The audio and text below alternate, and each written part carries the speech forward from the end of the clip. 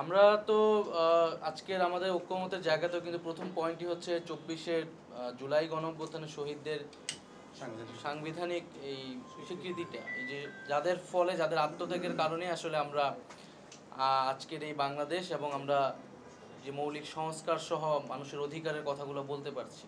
তো আমাদের জুলাই ঘোষণাপত্রের একটা উদ্দেশ্যই কিন্তু ছিল এই জুলাই গণঅভ্যুত্থান এবং শহীদদের মর্যাদার সেই স্বীকৃতিটা যাতে সংবিধানে উল্লেখিত করা যায় তার জন্য একটা একটা ডকুমেন্ট তৈরি করা এবং সেটা ঐক্যমত করা, যারা আমরা জুলাই গণঅভ্যুত্থানে যে শক্তিসমূহ অংশগ্রহণ করেছিল।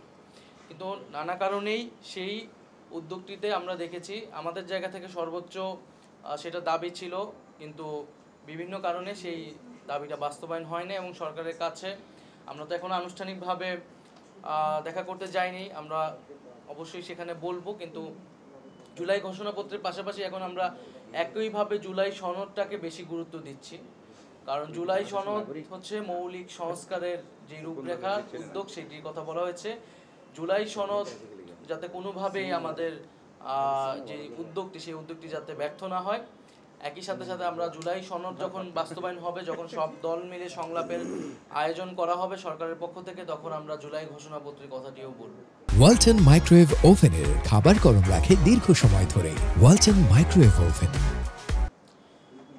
আমাদের মধ্যে এখন যে ফ্যাসিবাদ বিরোধী শক্তিসমূহ বাংলাদেশের রাজনীতি করছে, বিভিন্ন রাজনৈতিক দলের অবশ্যই বিভিন্ন মত থাকবে।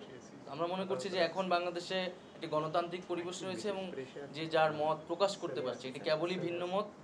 আমরা মনে করি না রাজনৈতিক দলগুলোর মধ্যে এমন কোনো অনৈক্য তৈরি হয়েছে যার সুযোগ আসলে ফ্যাসিবাদী শক্তি নিতে পারে। ফ্যাসিবাদী শক্তির বিরুদ্ধে আমরা সবসময় ঐক্যবদ্ধ আছি এবং আমরা এই যে ধরনের সংলাপগুলো হচ্ছে আমরা সেগুলোতে অংশগ্রহণ করছি এবং আমাদের দল থেকে আমরা বিভিন্ন রাজনৈতিক দলগুলোর সাথে আনুষ্ঠানিক এবং অনানুষ্ঠানিক সংলাপের উদ্যোগ নিচ্ছি।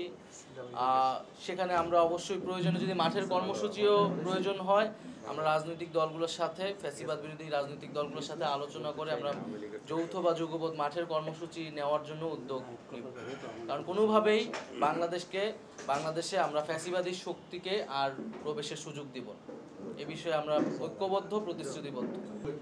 আমরা ব্যক্তিত্ব বিচার অবশ্যই হবে, কিন্তু সরকার এখনো দলগতভাবে বিচারের কোনো উদ্যোগ নেই। আমরা মনে করি এটা দলগতভাবে বিচার হওয়া উচিত, কারণ জুলাই গণহত্যা আসলে রাজনৈতিক একটা হত্যাযজ্ঞ। এটা দলগতভাবেই আওয়ামী লীগ এই হত্যাযজ্ঞে নেতৃত্ব দিয়েছে,